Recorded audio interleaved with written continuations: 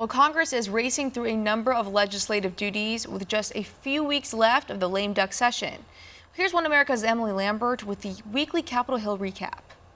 Congress is in a mad dash to pass a number of major bills with just weeks of the lame duck session remaining. This week, waves were made in the way of passing the National Defense Authorization Act for 2021, landing on a price tag of more than $740 billion in the final agreement reached Thursday. The bill includes a number of funding measures for the military, though it also includes a requirement that the Pentagon rename Confederate named bases.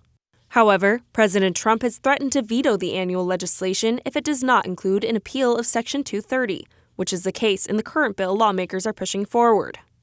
The legislation is now headed to both the Senate and House for a vote sometime this week. Lawmakers also saw progress in their months-long efforts to pass a fifth coronavirus stimulus package.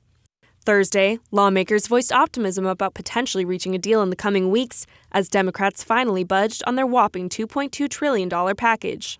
Democrats proposed a bipartisan $908 billion version of the legislation on Tuesday, which Republicans are calling a far better starting point for negotiations.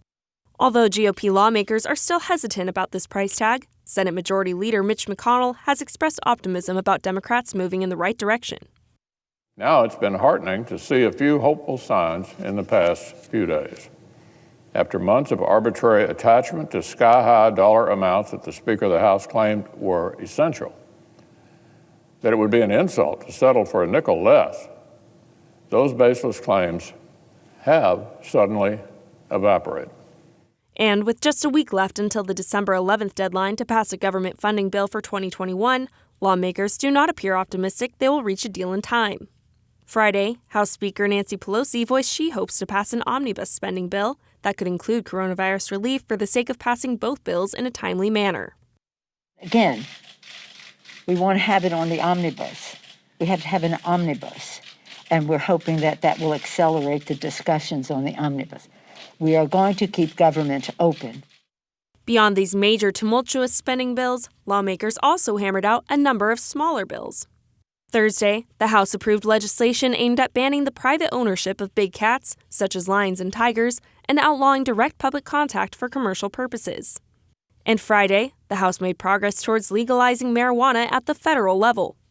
The MORE Act, which would remove marijuana from the Federal Controlled Substances Act, passed the House in a 228 to 164 vote largely along party lines, with Representative Matt Gaetz going against his party to support the legislation.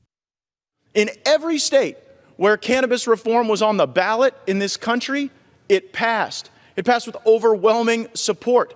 Matter of fact, the only thing that I know that's more popular than getting out of the war on drugs is getting out of the war in Afghanistan.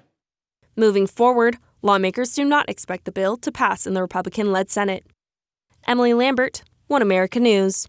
Want to see more videos like this? Visit OANN.com for immediate access to all the clips you've been waiting to see.